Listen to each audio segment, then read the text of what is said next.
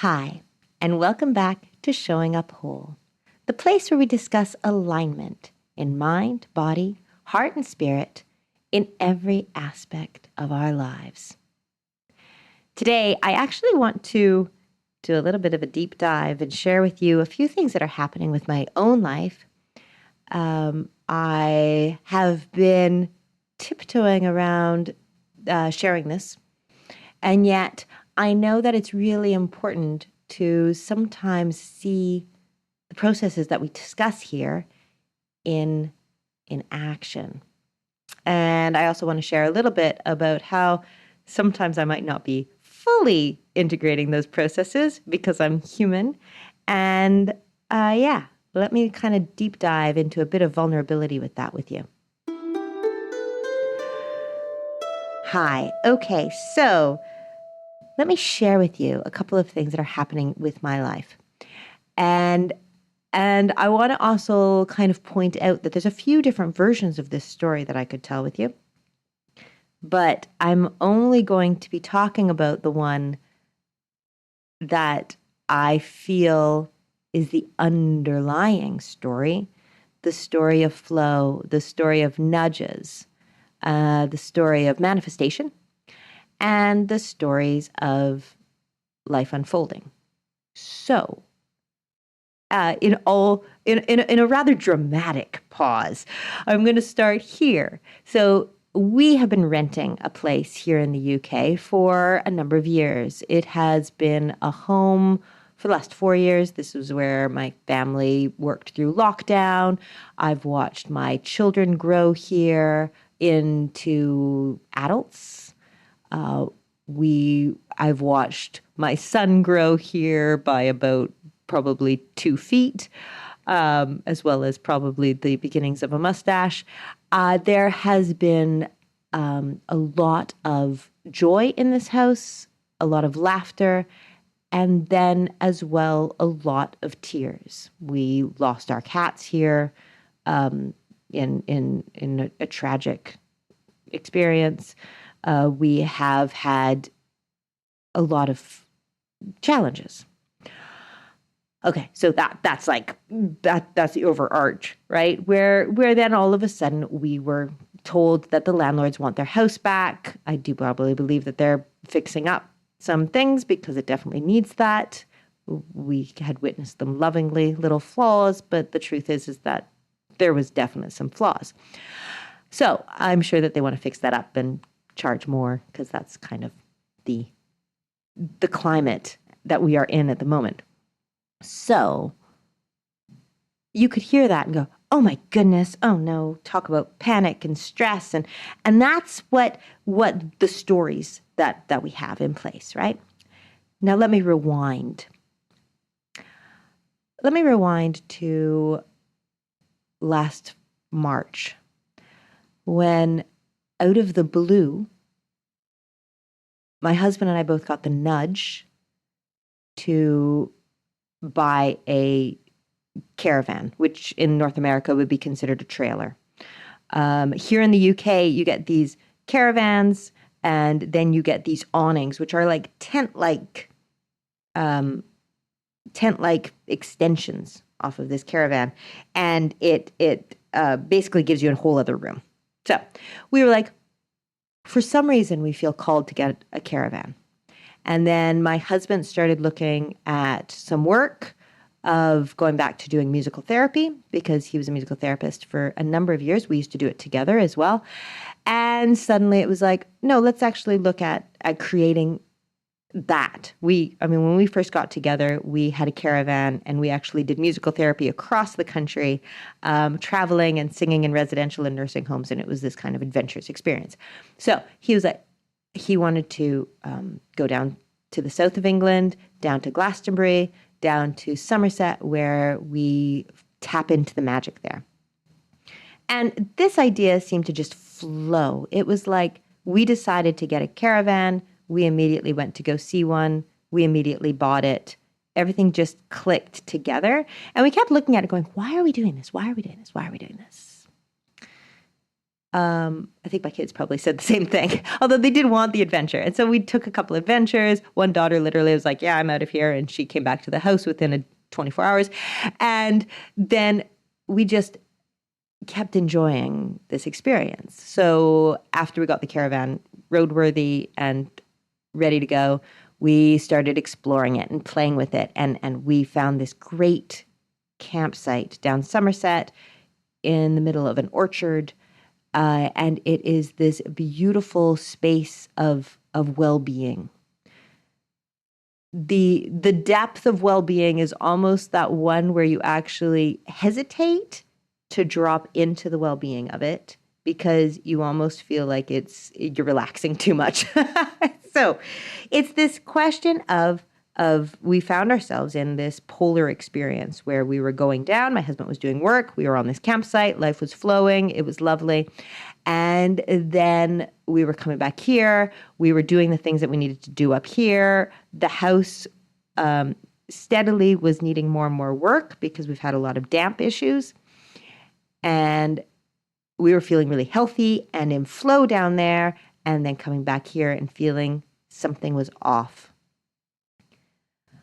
I realized that over the last year, probably, I have numerously said, I really hate living in houses. My kids are always in their rooms doing their things on their phones or doing stuff. And we don't seem to connect as much as we used to. There's not that action of going out together and doing adventures. And then now you see ending the story and they gave us notice. So what does that mean? Well, it means actually that before we left the campsite last time, they were like, hey, actually there's these mobile homes that are actually, for rent. They're empty.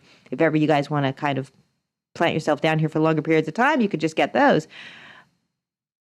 And so it was an easy transfer to go, well, that's okay. We have a place for the winter. And then we can figure out what the next steps are. Okay, why am I telling you this story?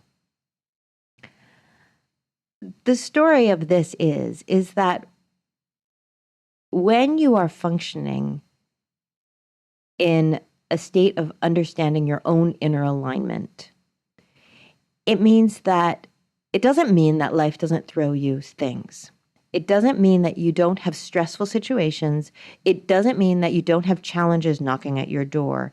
It doesn't mean that you don't sometimes enter into a tunnel of unknowing and actually say, I actually don't know the way out of here.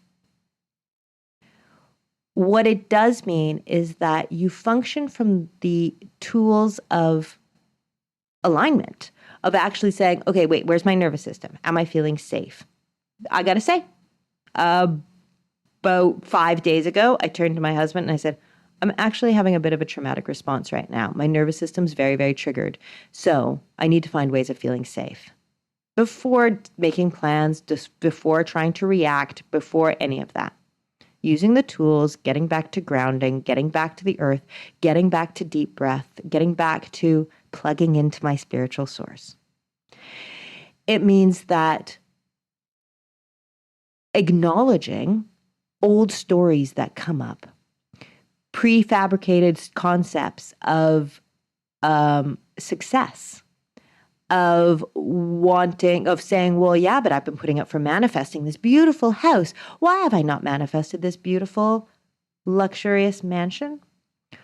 And going, wait, maybe that isn't my version of success right now. Acknowledging the spiritual alignment of saying, how often do I know that the universe has my back? And how am I listening to the nudges that lead me down a path of miracles? And even if I can't figure out what a path of miracles would look like, who am I to say that this isn't that path? It's a question of leaning into faith, the faith of the unknown. It's knowing that every situation is surrounded in angels. It's knowing that those nudges of, hey, guys, get a caravan. What about this site? Are things to listen to. And when they unfold the way that they unfold, you go, okay, I don't know if it lines up or how it lines up, but I know I'm listening and I'm jumping and I'm in. At the beginning of the year, I sat and was working on my intentions for the year and my core desired feelings. And a little thing was nagging at me. It was a thing of saying, first of all, it came from what I don't want. It came from a space of going, okay, my daughters are flying free. They are out doing things and they're always, meeting new people and they're away for a week at a time and they're doing stuff. My son's getting busier and my husband is now out of the home doing his work where we all used to be at home together. And I could feel emotion bubbling up within me at that time that was saying, I don't want to be left. I don't want to be in a space where everyone flies the coop and I'm here the only one doing the same. So within that, a desire was created of a change. So whether you intentionally verbalize it, when you know what you don't want, the universe knows what you do. And it was a question of all of a sudden going, I need a change. I need to be out and about and I need to be doing things and I need some magic. And within that then too, I know the seed of desire was born of saying, I want a magical experience. I want the universe to swirl things up and serve something on a platter that I can't even imagine. And I released that. And I said, okay, I want an experience like when I met my husband. And I always call it like, the universal frying pan to the head that you're like, there's no denying this one. I love those moments. And I got to tell you, those moments are so terrifyingly scary. And I think the older we get, the scarier they become. Because there is a deep understanding of faith. There's a deep understanding of letting go of what we feel should be the outcome, should be what success looks like, should be what we do, should be what we function like.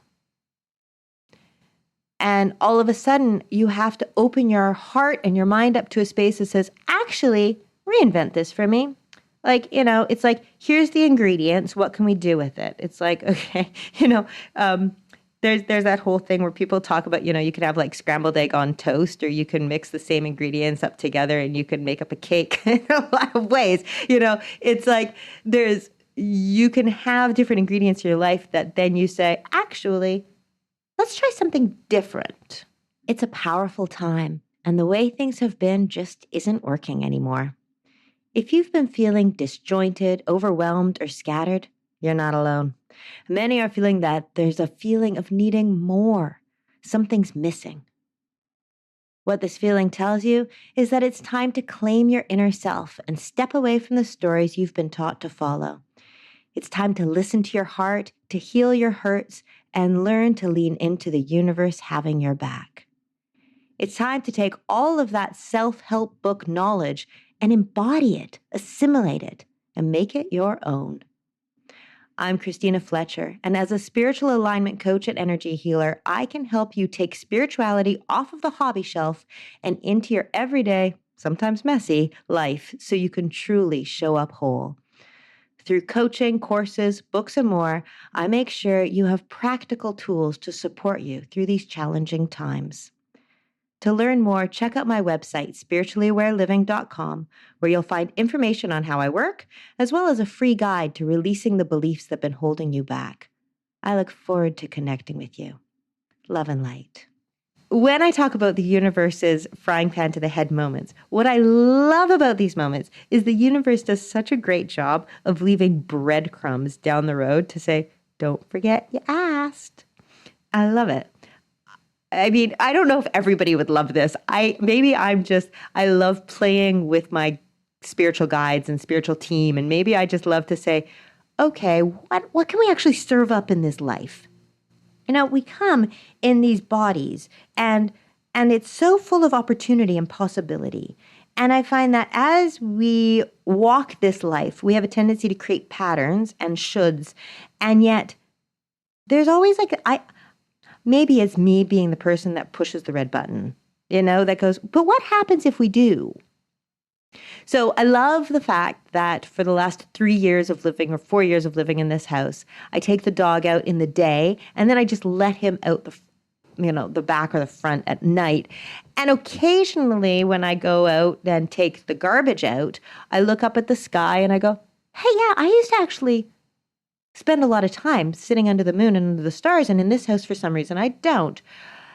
And I love the fact that there was a numerous experiences of saying, I wish I would have a space that I could actually just stop and look at the sky. And then over the summer, throughout every single night, walking out of the caravan, to go to the toilet block or go have a shower in the shower block or go just take the dog out. Any of those experiences, looking out and seeing the most phenomenal stars. And every single time I do, I can hear the universe whispering, you asked, here it is. I love the fact that over the last while, my kids have often said, do I really need a bed? Maybe I don't need a bed. I really would like a sofa bed. So then in the day, I just put my bed up.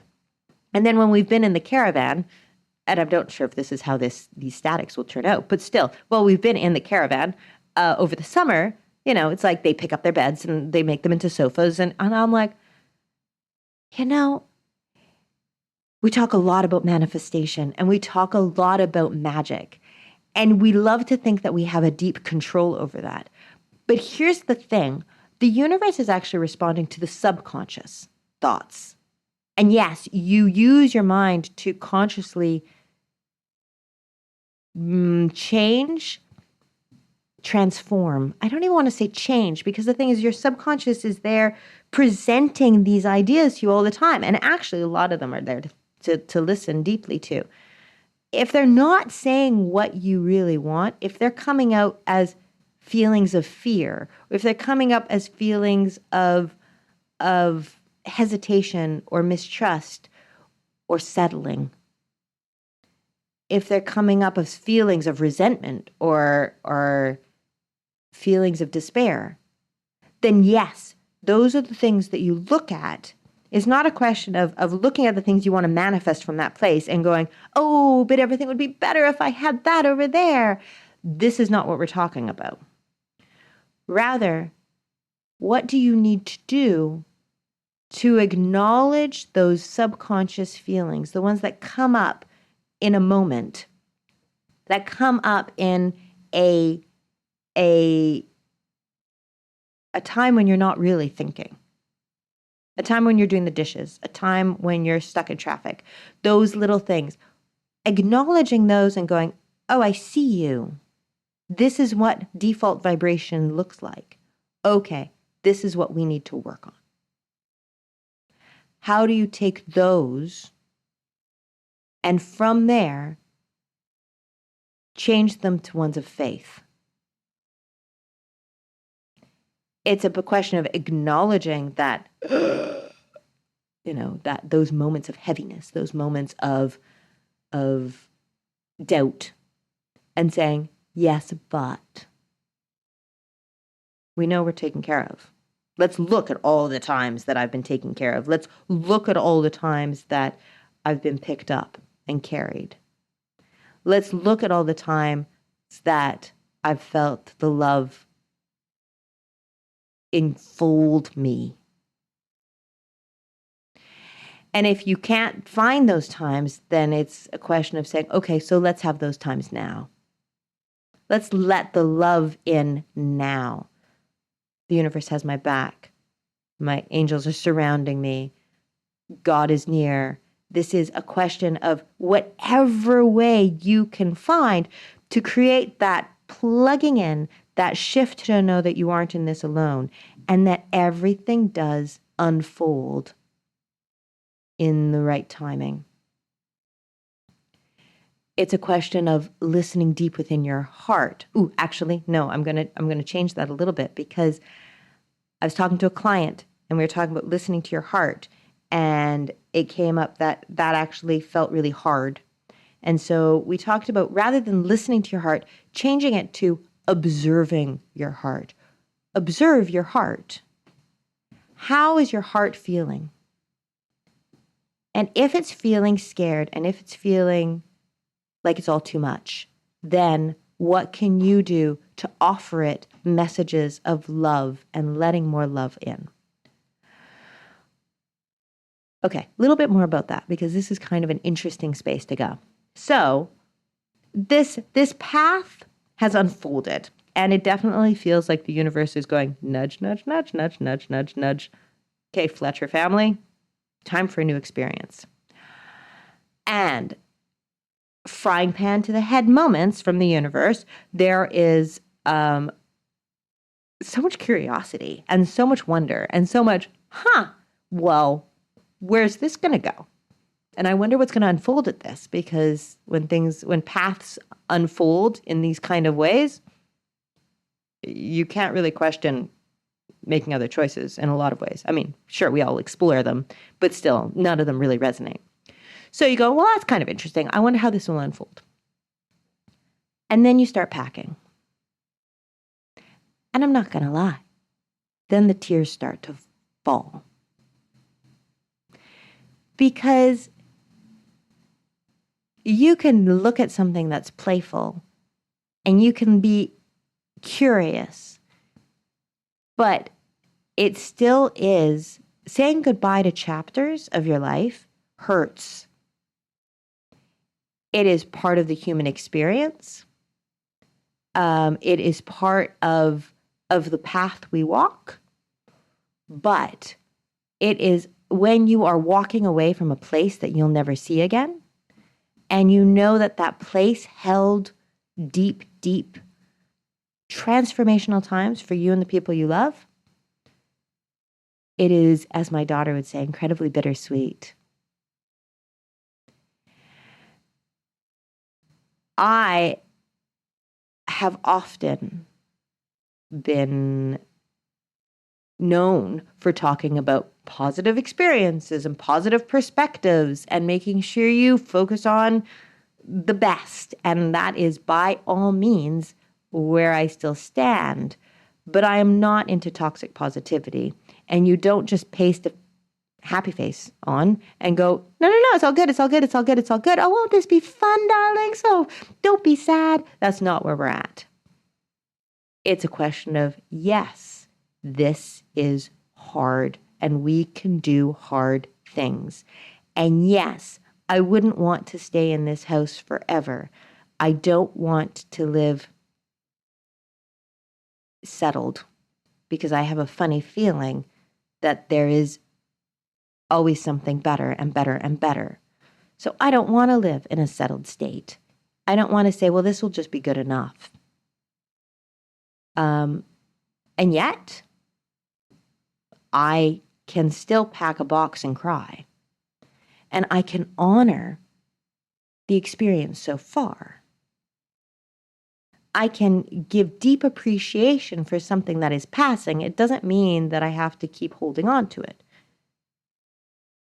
I don't know why, but the first thing that pops into my head is like, you can love the piece of chocolate cake, but you don't eat it all the time. You acknowledge the life experience that you are having, and you take care of it, and you appreciate it, and you savor it. But just like a small child grows into an older child, and just like that older children can turn 21, like my daughter did yesterday, life moves forward. And that's what we came for. And so you can acknowledge the path of grief and the path of bittersweetness and the path of honoring and the path of savoring and the path of deep appreciation. And at the same time, you can also say, but what feels like the nudge, and what feels an alignment, and what feels like the person I want to be, and what feels like the unfolding of that person.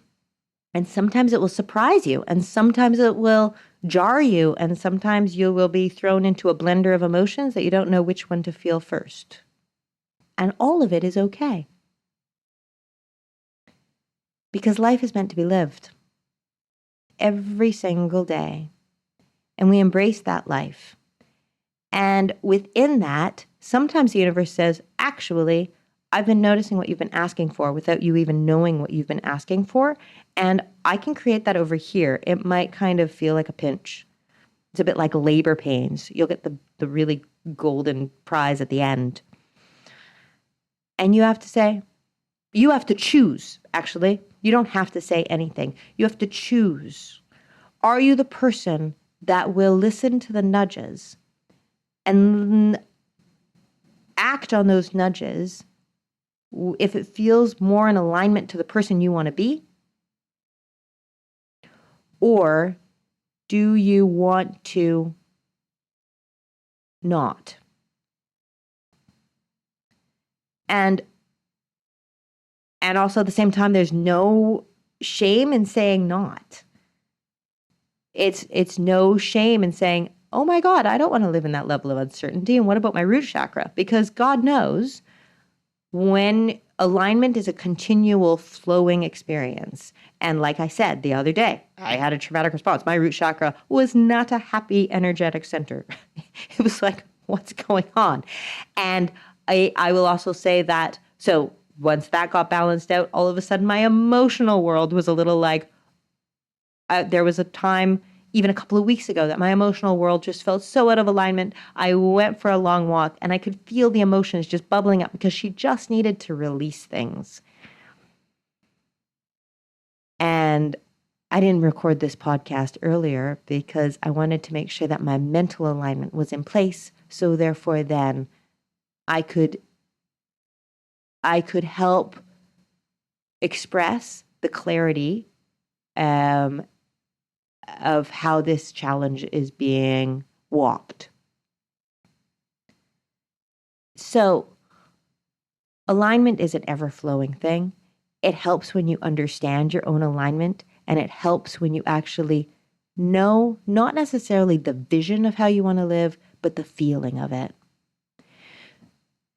And mostly of all, the key is to have a strong connection to that spiritual team so that then you can be listening to the nudges and trusting the flow and trusting your instincts and trusting the jump. It's going to be really interesting recording podcasts over the next little while. You're going to probably find that my schedule goes a little off and on over the next few weeks. Well, we have ones that are set to go over the next few weeks, so that's okay. I wanted to put this one in here beforehand because I thought it was important. But I will be keeping you updated, and by all means follow social media because I'm sure you'll be hearing some interesting things over there. At the same time, I am not where I live. I am not my things, and I am not what I have. And in that, in all of that, I am myself. And that is who I will always be for all of you. And I will be able to flow with that. So, by all means, I'd love to hear what your thoughts are. And I send you all my best love and light.